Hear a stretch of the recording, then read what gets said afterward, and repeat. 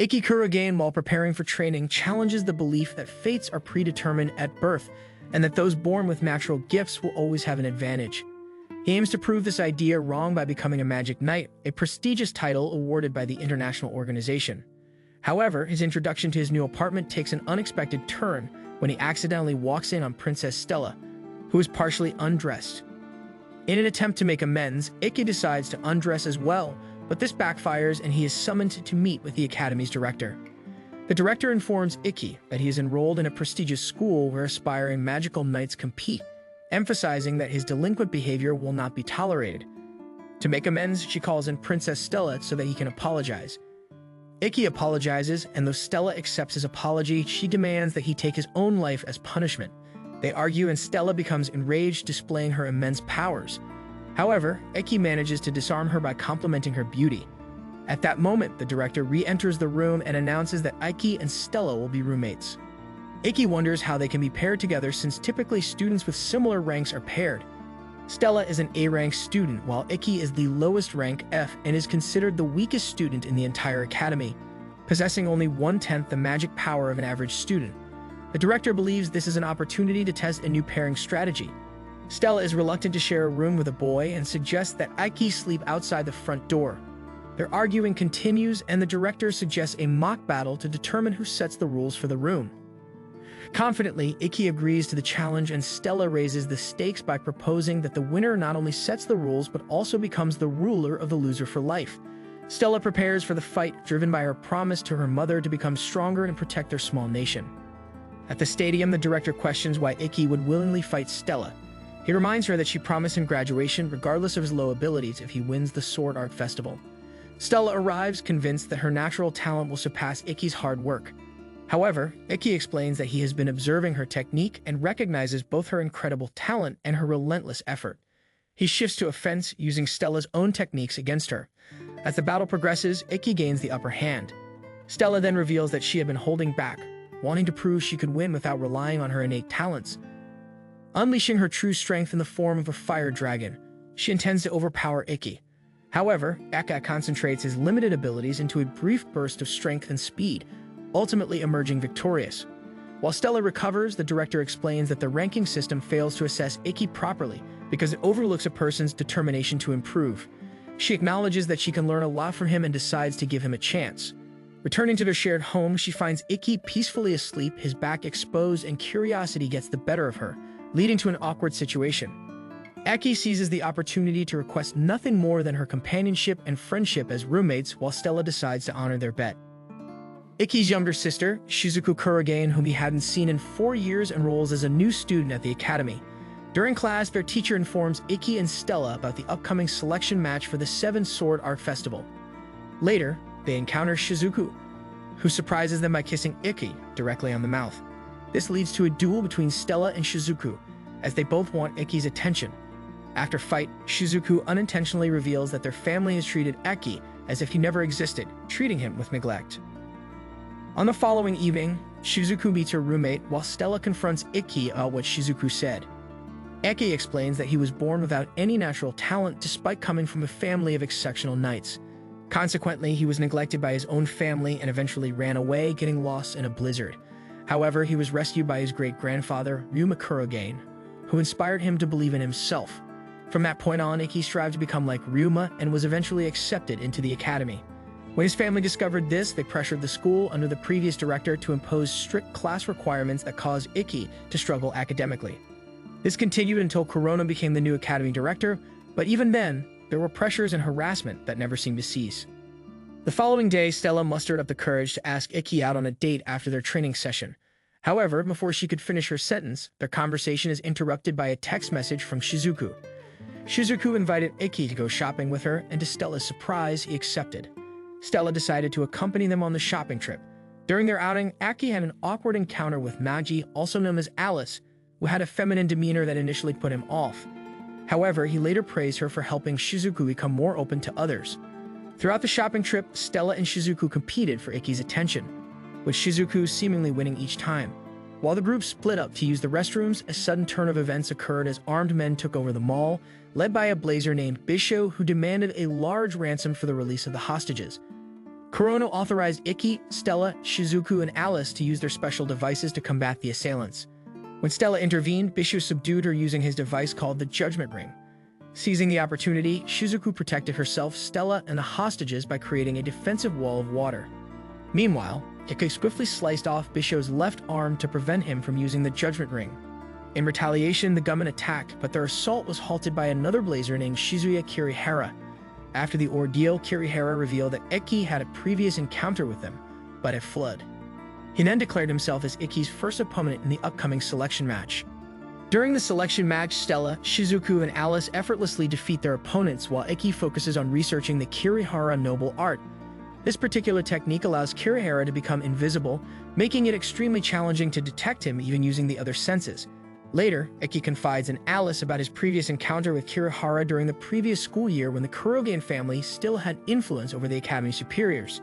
Back then, Kirihara had been tormenting Ikki with his device, but Ikki chose not to fight back, fearing it would give them an excuse to expel him. In the next day's match, Kirihara initiates his noble art, enveloping the battlefield in an illusionary forest. Initially, Ikki manages to deduce Kirihara's location by observing the visible arrows he shoots. However, Kirihara unveils a new and improved technique that renders his arrows invisible, resulting in Ikki getting injured. Kirihara mocks Ikki, taunting him that he must win the festival to be able to graduate. Enraged by these words, Stella steps up to support Ikki and encourages him to keep fighting.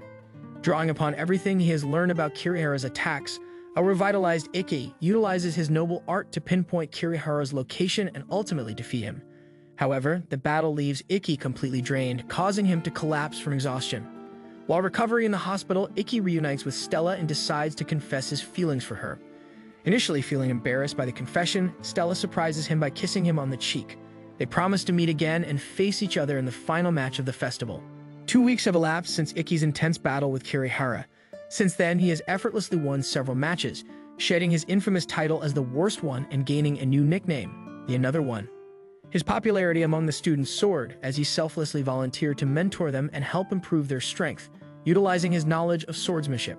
However, Stella, who is now Ikki's girlfriend, grew increasingly frustrated as he seemed more focused on his responsibilities than their relationship. In an attempt to address this tension, Ikki decided to take Stella, along with Shizuku, Alice, and his followers to a local swimming pool for additional training. During their time there, Shizuku and Alice engaged in a conversation about Shizuku's previous romantic feelings for Ikki, despite being biologically related to him. Meanwhile, Kagami Kusuke, a classmate, also discussed Ikki's relationship with Stella. This led to a heated argument between Stella and Ikki, where she wrongly believed that Ikki's affections for her had diminished. However, after taking some time to cool down and resolve their issues, Ikki proposed that they both express their current desires for their relationship. Stella agreed, and as they both confessed their wish to kiss each other, they happily sealed their words with a kiss. On their way back, Ikki and Stella learned that their next opponents in the upcoming matches would be members of the student council. As Ikki and Stella make progress in the selection matches, Ikki notices that he's being followed by a female student. This student had wanted to ask Ikki for help in improving her swordsmanship, but her fear of men and phobia prevented her from approaching him directly. Surprisingly, Ikki agrees to assist her, much to the surprise of both Stella and Shizuku. During their training sessions, Ikki realizes that Ayase Ayatsuji's main issue lies in imitating her father's style, which is impossible for her to accomplish with her current mindset and approach. While accompanying Ikki and Ayase home, Ayase manages to land a hit on Ikki effortlessly. Curious about Ayase, Stella asks Shizuku if she feels jealous, to which Shizuku denies. However, she expresses her hope that Stella will always take care of Ikki and never betray him. One evening, while having dinner with Ayase, Ikki, and Stella, they encounter Kurado Kurashiki, a blazer who knows Ayase and harbors a deep disdain for swordsmen.